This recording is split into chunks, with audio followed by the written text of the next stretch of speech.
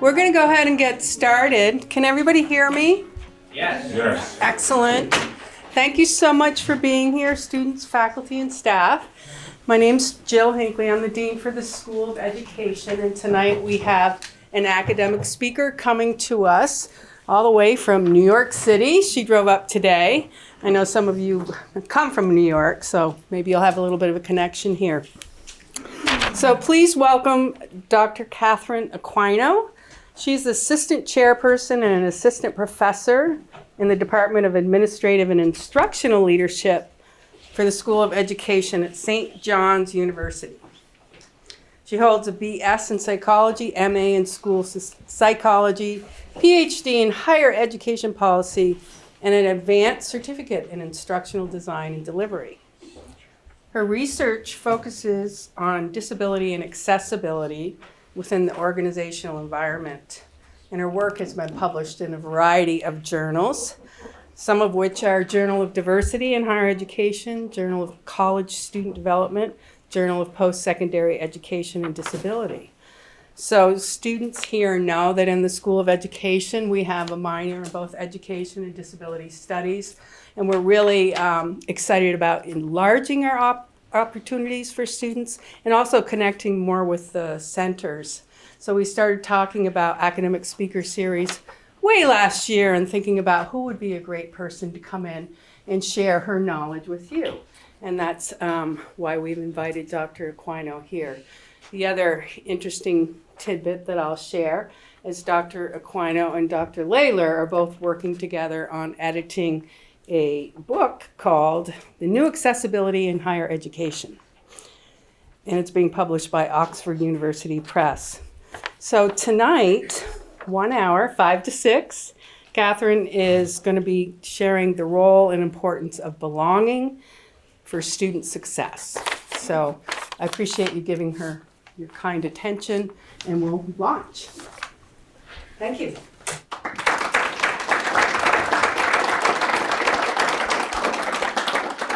Hi, everyone. Thank you for being here. I understand it is one of the most beautiful days today, so I appreciate that you are inside with me for the next hour where we are going to talk about sense of belonging, feeling included, and what that means for student success in higher education. So thank you, Jill, for the introduction. You took really all of my talking points for this slide. But my name is Katherine. I am from St. John's University in the outer boroughs of New York City, so Queens, the neighborhood Jamaica, Queens specifically. And I've been with St. John's for since 2019, so I've been there for some time. And I'm just really excited to be here. I'm coming from a school of education. My department specifically looks at graduate programs, ed leader programs. So I think that inspires this conversation today.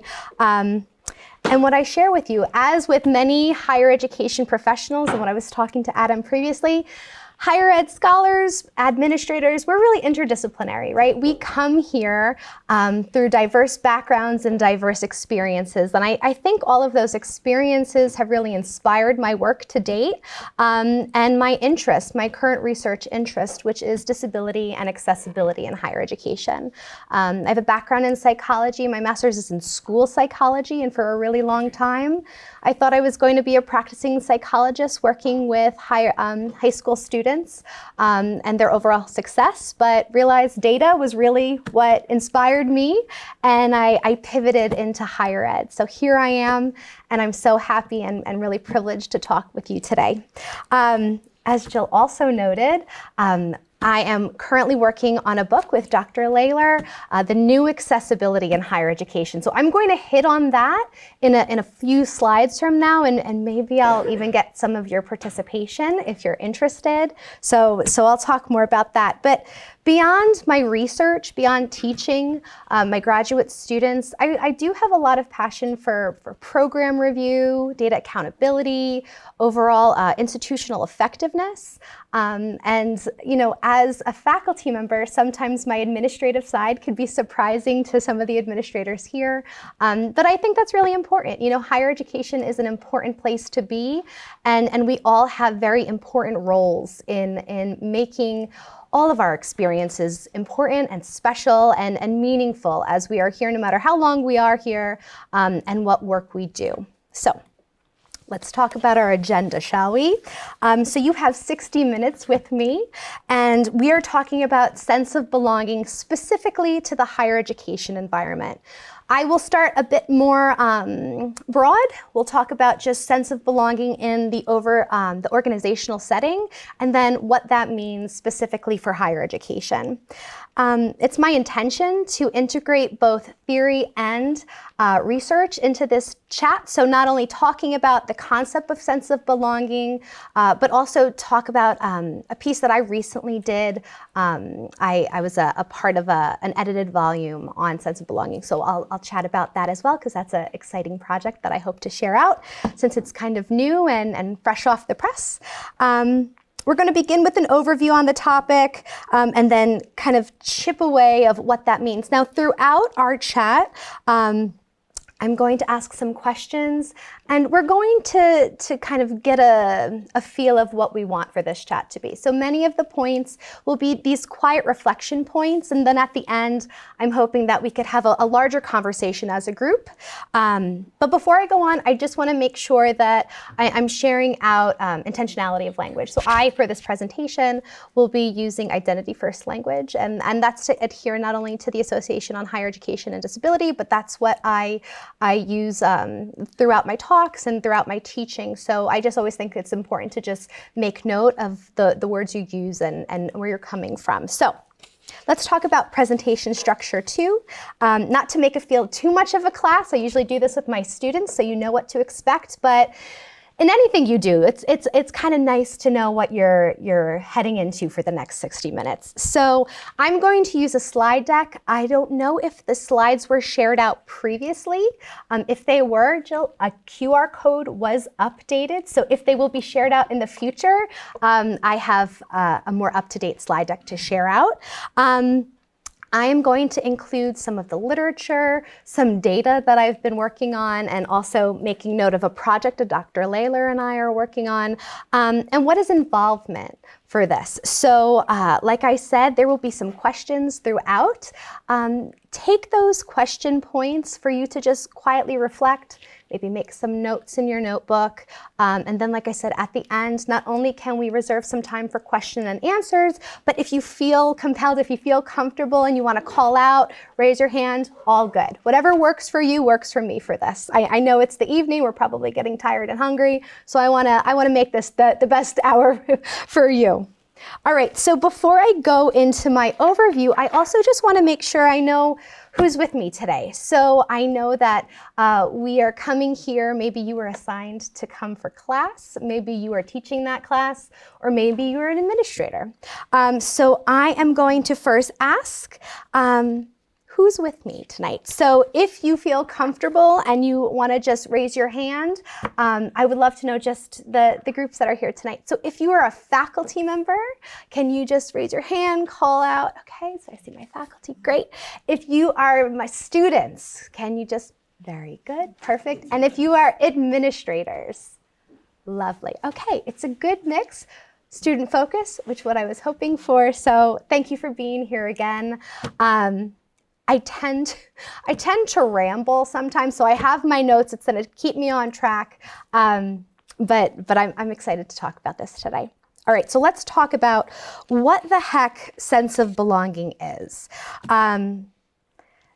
You know, when talking about sense of belonging, this could not just be a 60-minute conversation. This could be a weekend professional development experience. This could be a semester-long class. So I'm going to go at points on a superficial level. I do have some recommendations for readings and scholars if you're interested in this area, but 60 minutes goes by rather quickly. So when we're thinking about sense of belonging, this is the definition I want us to start with. A sense of belonging refers to the feeling of feeling accepted, valued, and connected to an entity outside of the individual. So that means you're feeling not only included, but supported and more importantly, in my mind, understood by the individuals, the group, the environment, and that's oftentimes based on characteristics, interests, or experiences. And this sense of belonging is really crucial for individuals' well-being and mental health, because it really forms your identity. And this is something, and I wanted to connect to the larger organizational setting, because sense of belonging, while it is incredibly important for the higher education environment, it's something that will follow us wherever we are, no matter what point we are, no matter how old we are. As we transition to new opportunities, new settings, meeting new individuals, participating in groups, the forming of sense of belonging, your perceived sense of belonging, is there, and it might change over time.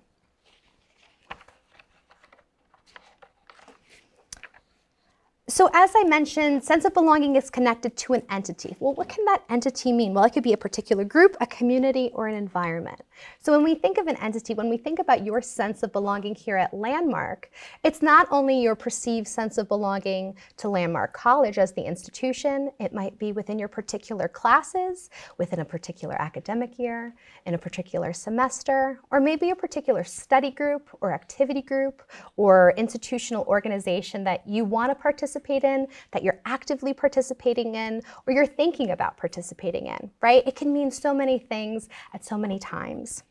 And when you have that strong sense of belonging, well, suddenly you feel like you're a part of the greater, right? You're connected. You are an essential piece of that larger social academic puzzle that makes you who you are and makes that entity who it is, right?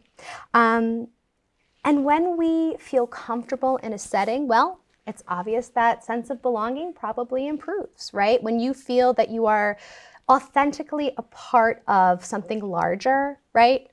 You want to participate in, you want to continue to go back, right? So you could see how important it is for not only your active participation in a particular point in time, but just the skills that you'll develop in time for other organizational settings to then find more with sense of belonging over time and in the future. So overall, a sense of belonging plays a significant role in shaping individuals' perceptions of themselves, their place in the world, influencing their behavior, relationships, and overall sense of fulfillment and happiness. So that's a lot, right? It seems like there's a lot of pressure as we think about sense of belonging and you forming sense of belonging within a particular space. So I wanted to stop here and say, this is a loaded topic, right? Like, we might think of sense of belonging as kind of a make or break, depending on where we are and who we're working with. And I wanted to then break down why sense of belonging could feel like a loaded topic, right? When we oftentimes hear buzzwords in higher education, we might push it off as, it's something important, but like, it's so complex, it's so dynamic, and why is sense of belonging such a studied concept, an important concept as per higher education administrators, HR specialists, organizational psychologists? Well, let's talk about it. There are 6 components when thinking about sense of belonging and why it could go in a good way or maybe in a not so good way. There's cultural and social dynamics connected, right? So the history of a particular entity, the culture of a specific organization plays into how you contribute, participate, and feel welcome, essentially, right? That could take on a lot. There's emotional significance with sense of belonging too. I understand, as sense of belonging is so necessary for identity development, there are a lot of positive and negative experiences and memories that can stir up when thinking about sense of belonging within a particular space, within a particular time in your life. So I wanted to recognize that as we get more into what sense of belonging is and what it is for you. this inclusion and exclusion component, right? So when thinking about sense of belonging, positive perceived sense of belonging means you felt a part of something. Well, what's the opposite? That you weren't so much a part of something. What does that feel? Can we think of memories where that's happened? I personally can, right? And they have been significant and have influenced my behavior and sometimes trepidation into entering new situations, right? So we should acknowledge that as well. Identity formation, right? Who we are changes in time and grows over time. Well, particular times in our life where we felt like we were a part of something or maybe not so much a part of something continues with us, right? So thinking about that again can create rather a loaded topic when talking about this subject. The psychological implications, right? So much of the research, and we'll talk about so much of that research, but it's related to mental health. Sense of belonging and mental health is oftentimes themes that are connected into papers, right? There's a reason here, right? Because memories, experiences, how we perceive certain situations can follow us. And if we don't work through those particular conversations and experiences with supportive environment, that might continue to have a negative complication in our life. And the role of power. And sometimes I don't think that we might connect power and sense of belonging, but when there is this hierarchy of experience, or if there is a particular group or particular setting that a person wants to participate in, but they feel maybe that they are lesser than, or they're unsure about the power dynamics within a certain situation, that will complicate perceived sense of belonging and how you feel and how you act, or how you continue to act or participate in a certain entity. I'll keep on saying entity.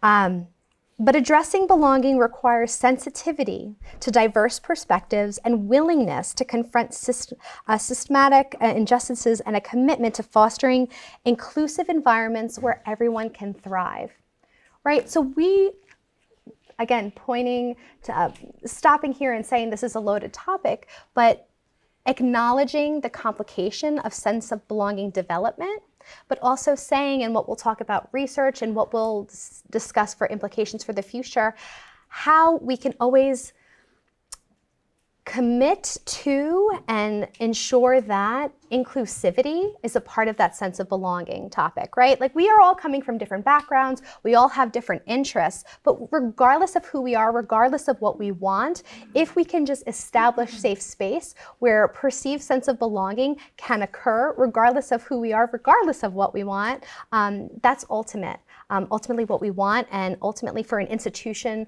what they should strive for. All right, so as I shared, sense of belonging is, for this talk, specific to higher education, but I wanted to go a bit larger because what happens after college, most likely we will find employment, right? And once again, we start from scratch, we look for sense of belonging and what that environment is and how we can actively participate. So what I want to first start with, so there is a marketing research firm, Gartner. I have a friend, I recently had a chat with a dear friend who works there. We were chatting about this and he's like, oh, you should probably know about some research we were doing. And again, they're looking more at industry, but still sense of belonging is very much applicable to their research work. And there were essentially 3 things in all of their incredibly funded research that they came to, and this is echoed in the higher education scholarship as well. There should be connection through benefits and initiatives. There should be the elimination of outsiderness, and there should always be transparency and engagement. Those are large topics. But when we peel back the layers, what does that mean? Essentially, if you make members of your environment feel as though they are active contributors, that they can have the opportunity to safely share their thoughts, opinions, experiences, and that they feel that the information shared with others is equally shared with them, well, something works, right? We have a better opportunity to participate in an environment that not only feels safe, inclusive, and actively engaging with all interests and individuals, right? So, it sounds really easy. Is it really easy? Yes. Sometimes yes, and sometimes no, depending on the situation, depending on the group, depending on the point in time, right? So now let's speak to the higher education environment. Has anyone ever heard of the Chronicle of Higher Education? Yes, I'm saying yes and maybe not so much. I see my faculty saying yes, and that makes sense. Okay, so the Chronicle of Higher Education is a fantastic news source. If you are interested in this chat, into looking at the webpage, I highly recommend it. It's chronicle.com. And basically, they are always just getting the pulse of what's going on in higher education, what's going on in not only the US colleges and universities, but internationally as well. And they, in February 2023, they published an article that was titled, "Everyone is Talking About Belonging." But what does it mean? And this is how the article started. Okay, it's everywhere. College t-shirts, notepads, and posters proclaim, "You belong." Higher ed associations offer training on how to increase students' sense of belonging. And then it goes on to ask, so is belonging the latest buzzword in higher education? Higher ed oftentimes has buzzwords, right? And I probably am guilty of participating and using those buzzwords a lot, but the article basically was commentary of, okay, everyone cares now suddenly about sense of belonging. Is it really something that's totally bought into by institutions, or is it something that we're checking the boxes to say that we do? Okay. Here's the thing, over the past few years, there has been significantly more interest and initiatives related to sense of belonging on the higher education environment. So in a few slides, we're actually going to talk about how sense of belonging is so closely connected to student outcomes, because there's definitely a relationship here.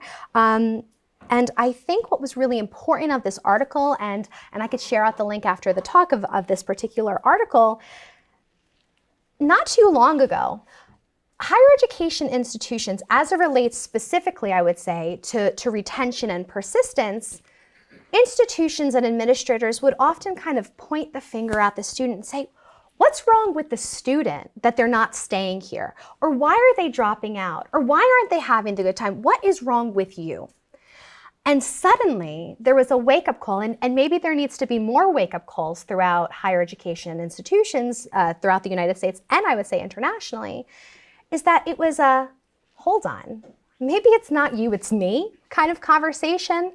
Institutions were saying, are we creating space to really allow students to feel a part of something? Are we allowing them to feel included?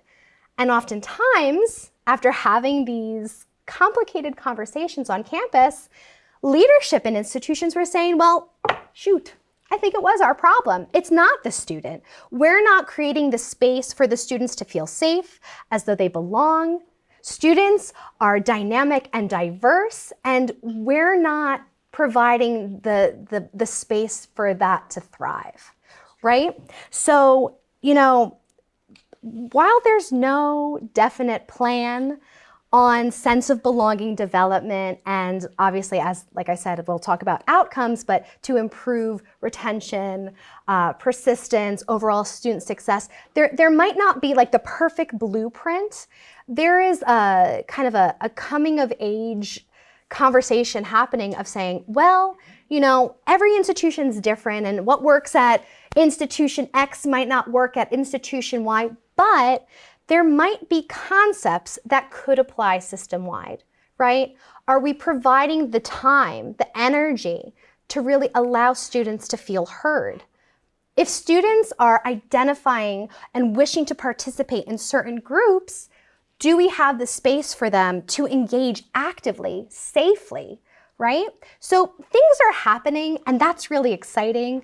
But I think this article right here was a really great way to reflect on what has been not so good in the past, what is maybe working, and what we really need to do in the future. Because sense of belonging is not just a buzzword. It's not going away.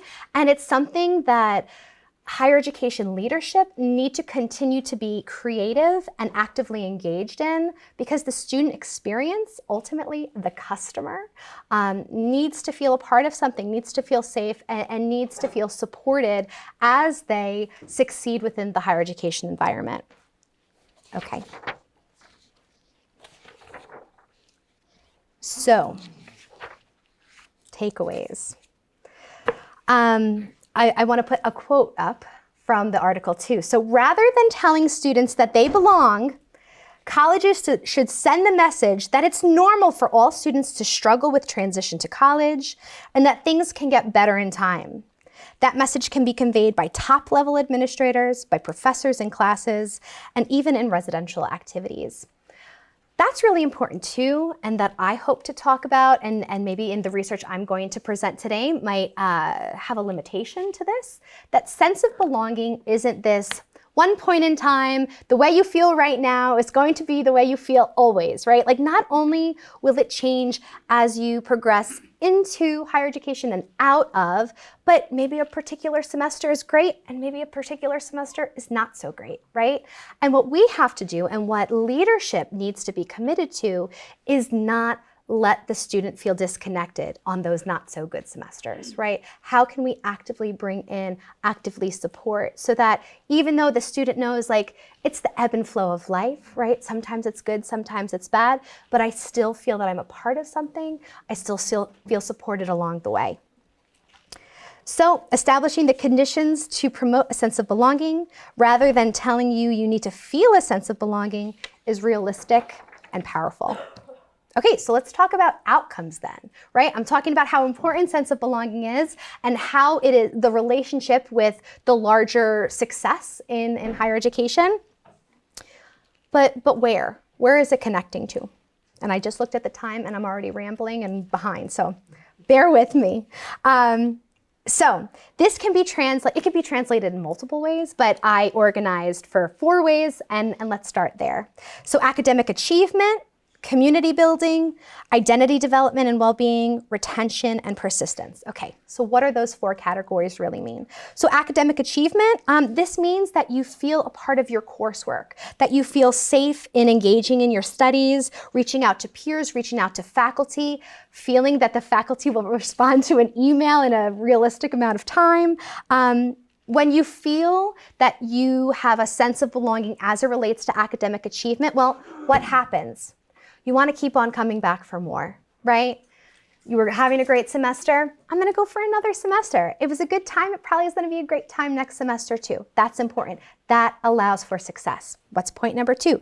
Community building. So when you feel included in your campus community networks. So what is that? That is social activities, campus events, campus organizations. When you feel like you're a part of something outside of the classroom, well, once again, it might be outside of your class. This was probably because you were required to come for class, but say you have a campus event after this, right? You might want this 5 to 6 p.m. talk happen quickly because you want to get to the next part. You want to see your friends. You want to see your activity members, right? That all helps with you continuing on and feeling successful in the higher education environment.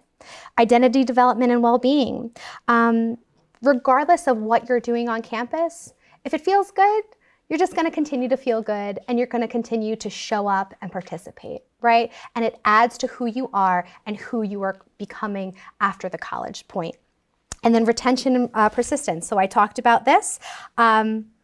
When you feel successful and you feel a part of something, you are not only going to, so retention meaning you are going to stay in the institution that you started in, persistence that you are going to stay in the completion of your higher education program. Regardless of that, you're still continuing on to that eventual end, that degree program completion point. So again, incredibly important. So what is the role of disability in all of these conversations, right? So it's important to address the role of disability when discussing the sense of belonging in higher ed. So while there are so many factors that contribute to sense of belonging in the research, disability often in the scholarship set plays significantly into one's perceived sense of belonging in the organizational environment and in the higher education. So it's important to note that the more accessible and inclusive an environment is, the greater chance individuals with various needs and abilities can thrive, and vice versa. If it is not an inclusive environment, how do we feel? How can we participate? If it's not accessible, do we really want to show up for more? Probably not. When an environment is ableist, so where discrimination and prejudice occur due to one's disability, it's going to have a significant influence in how you feel you're a part of something, in wanting to participate, in wanting to engage, because suddenly an essential part of who you are, a part of your identity, feels lesser than, right? How does that complicate a sense of belonging? So it can come through in smaller, large ways, the ongoing use of decreased opportunity, apparent social exclusion, stereotypes, physical barriers, all play into the role of disability might have on perceived sense of belonging and overall student success as it relates to sense of belonging. All right, so I told you that there were going to be a couple points in this chat where we have time to reflect, to think about. I just chatted a lot for 30 minutes at you, so maybe this is a good point for you to just like take a moment, take a breath, and to start thinking about what this all means in the larger conversation and also in your life. So I will say this though, before I give you that time to reflect, if this stuff is interesting so far, this is, again, a very quick scan. So there are a couple names that I want to name drop that if you want to, tonight, over the weekend, think about looking more at sense of belonging, it's a great place to start. So Terrell Strayhorn is probably a name that you oftentimes hear as it relates to sense of belonging, specifically in that higher education environment. So he really allowed sense of belonging to be really constructed into 3 dimensions, so affective, behavioral, and cognitive, right? So again, when you're thinking about sense of belonging and higher ed, that is a name that you're probably almost always going to hear. And he and I, it makes me sound way more fancy than I am. We're just LinkedIn connections. I really have no idea. He does not have any idea of who I am, but he just recently posted, he has a new book coming out, Belonging in Higher Education, Perceptions and Lessons from Diverse Faculty. And I think that's going to be such a fantastic book. He has some co-editors with that, but that might be a great place to start. Also, out of the Center of Post-Secondary Research at Indiana University. So Jill Kinsey was the interim co-director for some time, and now it's Leonard Taylor.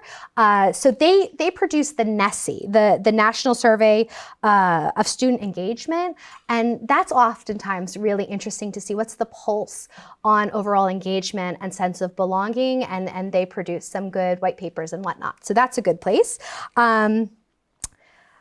Maslow, obviously, he's a psychologist, and his theory of belongingness is essential when talking about this conversation.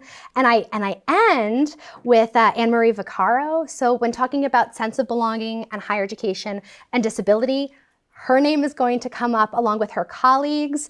So there's a great piece, A Sense of Belonging Among College Students with Disabilities, an Emergent Theoretical Model, wonderful place to start. Again, happy to share those resources after our chat ends, but a wonderful article if you're interested in this topic. And I should say this, I ended with Dr. Vaccaro because I have a secret to tell you in a couple slides from now, so stay tuned. Okay, so let's reflect. So I want us all to think, consider the various settings you participate in a daily week. This week, what did you do? It's Wednesday, so from Sunday to now, what did your week look like? How do you benefit from places where you feel that you belong? What does that look like? What does that feel like? So you don't have to call out right now. We can come back at the end of the chat to really expand on what we're thinking, but I wanted you to just pause. I've given you a lot of information of what sense of belonging is and why it's important and what it's connected to, but particularly just this week. Where have you felt your perceived sense of belonging? Maybe where haven't you felt that perceived sense of belonging? And really, what did that do? So I'll give like 20 more seconds. Jot it down, put it in your phone, and then we're gonna head out from here. Okay. So I give you a lot of content from other scholars, and now I need to probably tell you about research that I've been doing in this area as well. It'd be silly for me to give a talk about sense of belonging when I had really no connection to it. So I was recently given the opportunity to write a chapter for the book, Crucial Collaborations, a Practical Framework to Ensure Access, Equity, and Inclusion for Students with Disabilities. So this was an edited volume through NASPA. If you have never heard of NASPA, it's actually a national organization for student affairs, administrators, professionals in higher ed. And what this book did, it provided a cross-functional framework that campus community members can use to, quote, review the roles and responsibilities of each stakeholder who contributes to positive post-secondary experiences for disabled students. And my chapter, I was asked to work on was the importance of feeling included, the perceived belonging among students with disabilities in higher education. So very close to the name of this chat today, right? And let me tell you a bit more about it. The book actually just came out it was mailed to me about a month ago, so it's new, right? But you could find it if you're so inclined. Or you could do interlibrary loan for a free chapter, just saying. So the aim of this project was to look at socioacademic experiences that contribute to sense of belonging for disabled students in higher ed. Right? So specifically, I wanted to look at various activities that students did within their college experience and how that might play into perceived sense of belonging. So before I go forward, again, I want to just take a pause and talk about term use here. So when I say socioacademic, right, that's going to just be experiences related to both academic things in your college life, so going to class, participating in conversations with class peers, and also socio, meaning social activities, participating in activities, those sorts of things. And sense of belonging, so I gave you a larger definition, but the definition that I used and really guided me for this project was, again, that name that I name dropped before, Terrell Strayhorn, with his 2012 sense of belonging definition. So students perceive social support on campus, a feeling or sensation of connectedness, the experience of mattering or feeling cared about, accepted, respected, valued by, and important to the group, meaning the campus community, or others on the campus, meaning faculty or peers. So there were two overarching research questions here. The first one, basically the percentage of disabled students that perceive positive socioacademic experiences within their higher education experience. And then the descriptive differences in socioacademic post-secondary experiences by disability self-identification. So let me tell you about kind of the recipe of this project. So I was using a national data set from the National Center for Education Statistics. It's a restricted data set called the Beginning Post-Secondary Study. It's a longitudinal study, and it included 3 time points. It's the most up-to-date BPS, it's oftentimes referred to. It's the most up-to-date BPS data set right now. So at 3 time points, 2012, 2014, and 2017. And this is a data set that looks at first-time students in higher education, okay? So that means in 2012, this is the first year that they are entering for the first time ever, oftentimes freshmen. In 2014, 2 years following, and then in 2017. Some might have graduated at this point, some might still be on their higher education journey, some might have dropped off, right? So this is what that data set looks at. The majority of the variables included focused on not only demographic characteristics, it looked at some institutional characteristics, and also institution-going behavior. So were they enrolled full-time? Were they Pell eligible? Those sorts of things. And the variables that I chose related to sense of belonging included students' interactions with faculty, interactions with other students, their satisfaction in academic experiences, and their satisfaction with social experiences. So all in all, there were about 19,000 cases in the sample, so a pretty robust sample. But of those 19,000 cases, only approximately 2,000 individuals self-identified with a disability for this data set. Some quick demographic averages and whatnot. So those who identified with a disability were approximately 22 years old, 22 and a half, their first year in college, as opposed to individuals who weren't self-identifying, so about 20 and a half, so about a 2-year difference. And the majority of the students a part of the sample could be identified as white, US born, taking courses at a full-time level, and enrolled in 4-year institutions. Now, I should note too, every research project has limitations, so it's important to note that before telling you about the findings. Self-identification is a large one, right? So the flaw about using the BPS sample and disability, this is the way the question reads is, do you identify with having a disability, right? But this means, so one, it's a yes or no response, and you do have an additional question at the first year of survey entry to say what type of disability. You only have one choice. And it's self-identification to the survey. So even though that this is a survey related to the higher education experience, this data cannot tell me if you are self-identifying within your campus community, or are you participating, actively having conversations with your disability resource office, utilizing accommodations. That's a big limitation to note of this project. Also, sense of belonging. So I chose 5 variables to really get to sense of belonging. But this is a secondary data source. So I did not write the survey questions. So even though I probably could have asked better questions that better drive home the point of sense of belonging, I had to work with what I had, right? And those are 2 things that I should probably note. Okay, so what are the findings? In all 5 of the sense of belonging categories, disabled students had lower percentages of positive belongingness than students without self-identified disabilities.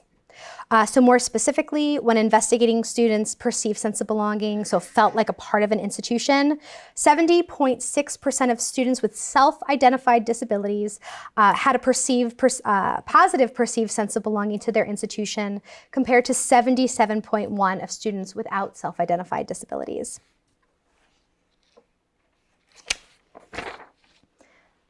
And I could have given you all of the breakdown, but looking at time, I'm kind of going to go past that, okay? So what does this all mean? So it's essential for higher education and the higher education environment to create and maintain a supportive and positive environment for student success, especially for disabled students. There are numerous transition periods students experience, so being aware of the various transitions and how students might succeed, perceive that they are being a part of, is something that leaders must be aware of and actively engaged in. So it is important to recognize the sensitivity and the potential disruption to student success during these transition periods. You know, even within a semester, taking a break, coming back from a break. These are all points where students need support, where they need the additional help, where they need the additional acknowledgement that, like, are you okay? How are you doing? How do you feel? This lends to feeling a part of something.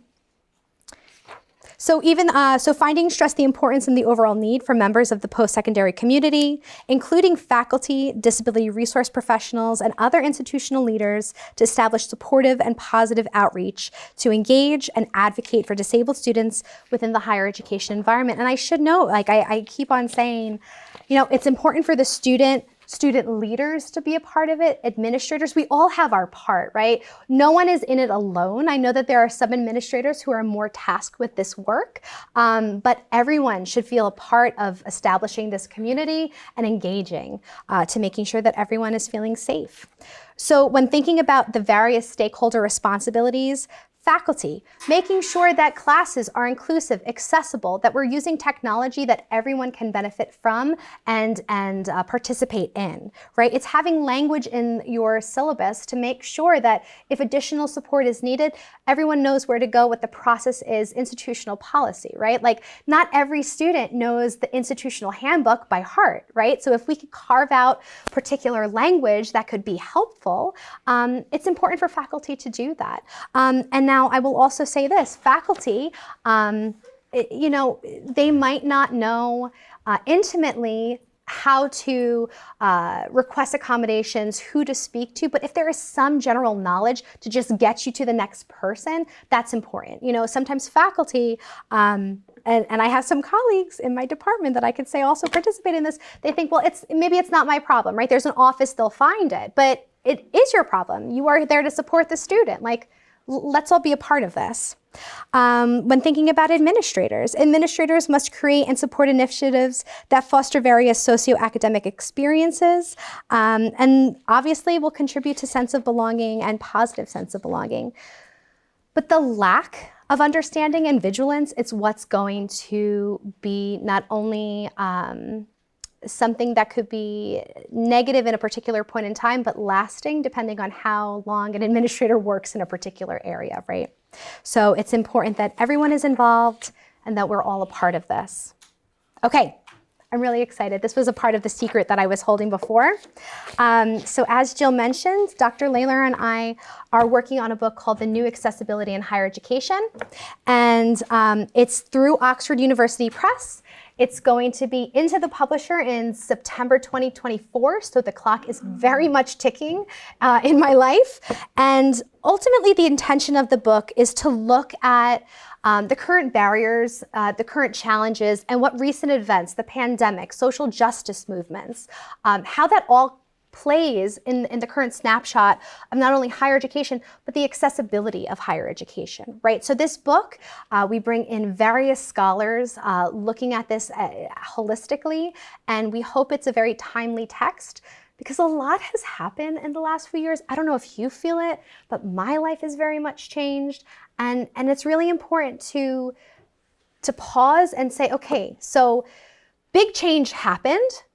We're still moving forward, but can we move forward in a better way? Can we be more intentional about what we do, how we act, and how we support? So we're hoping that this book does this. So not only is that my first secret, but my second secret, as it relates to Dr. Vaccaro, who is amazing when talking about sense of belonging and higher education and disability, she is actually contributing a chapter for this book. So we actually just read a first draft, and it's pretty exquisite.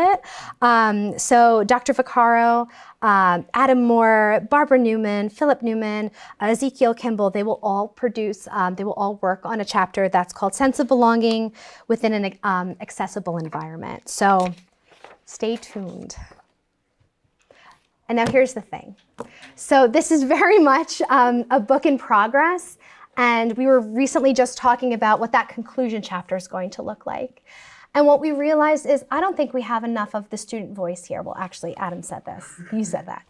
And we want to. So the next phase of this project is that we want the student perspective as it relates to what did COVID do to your lives? What did the social justice movements do to your lives?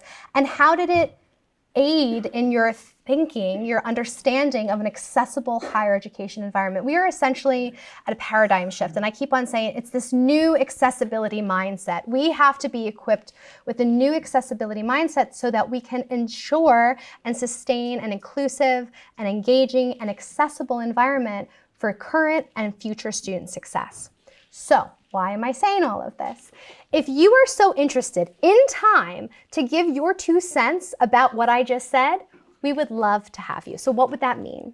I'm currently actually working on the IRB as we speak, so it is not a live project yet. But if you are interested, there's a QR code. We'll share out these presentation notes that is actually a link to a Google form.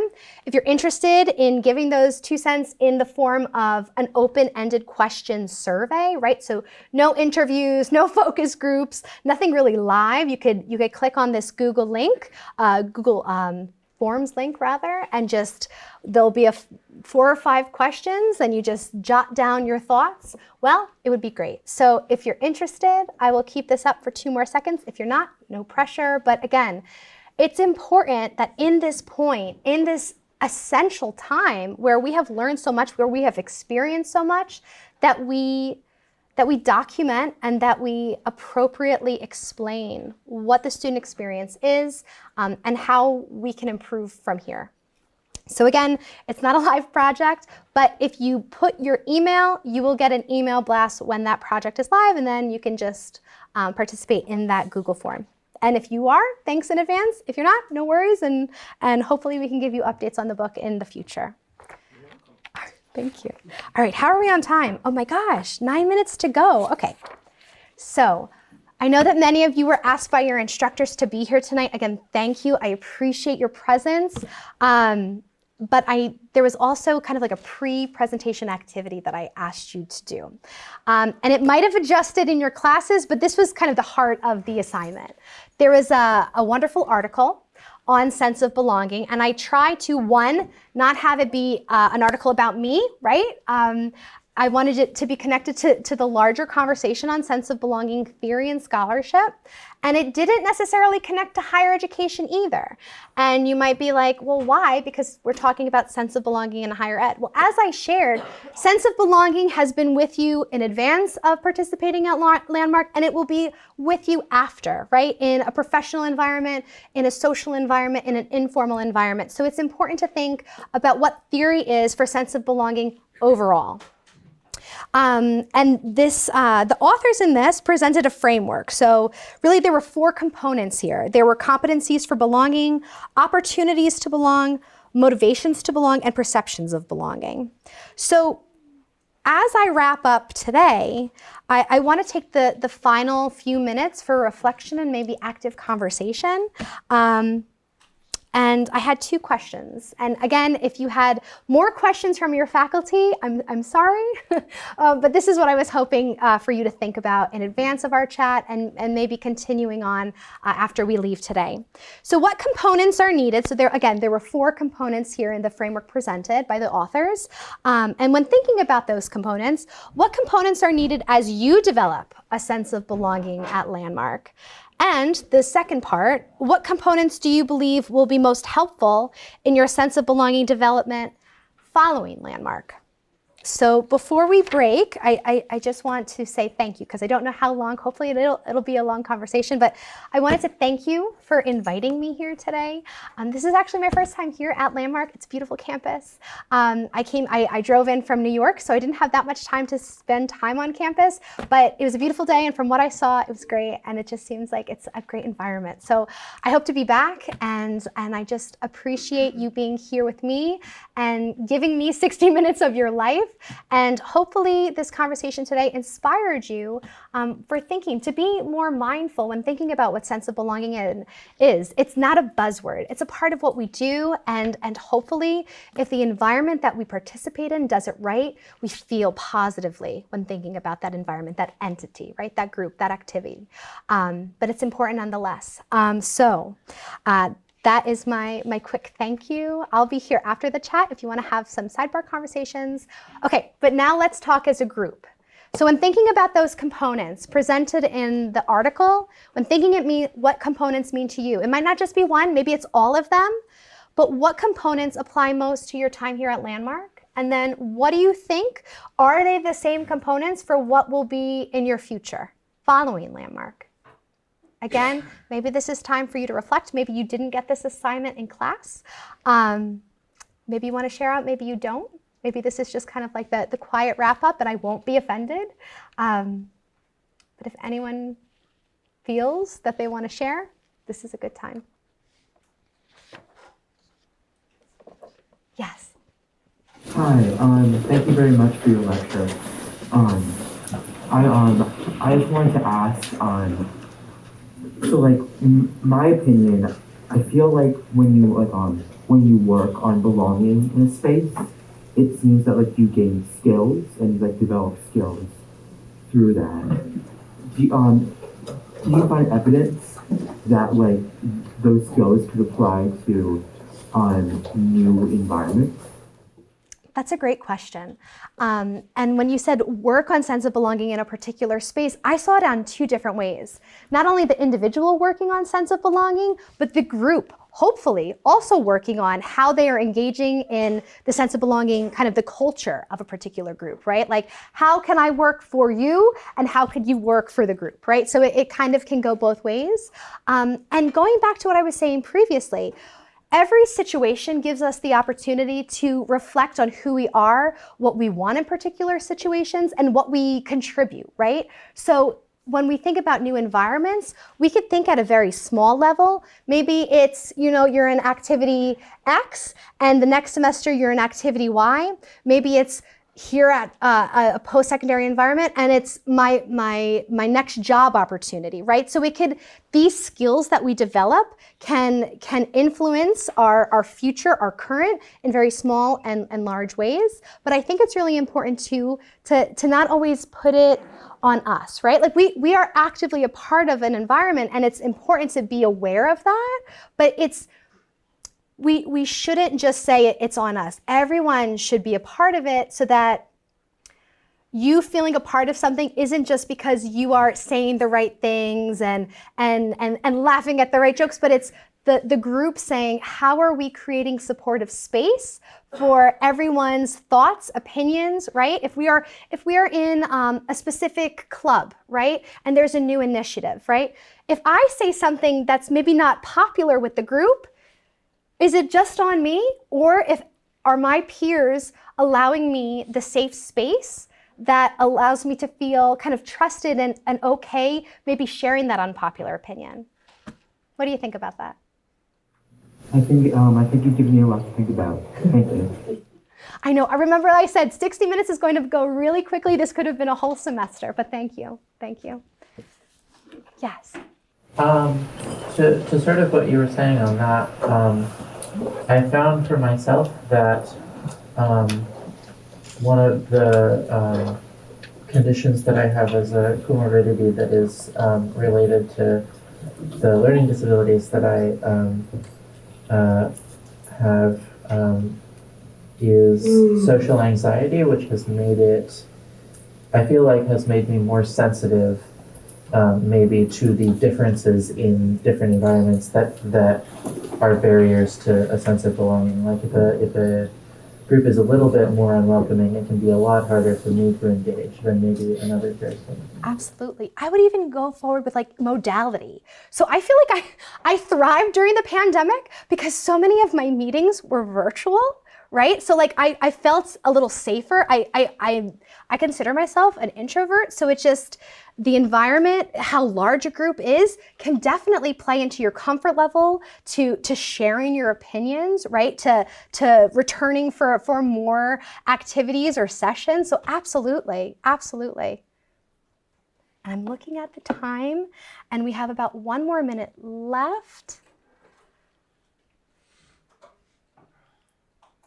So maybe I should just do my wrap up and say thank you again. I am going to give my email here. Always happy to continue the chat. I will share my slide deck again. Happy to share those additional references and scholar names that I talked about today. But don't let this conversation end here.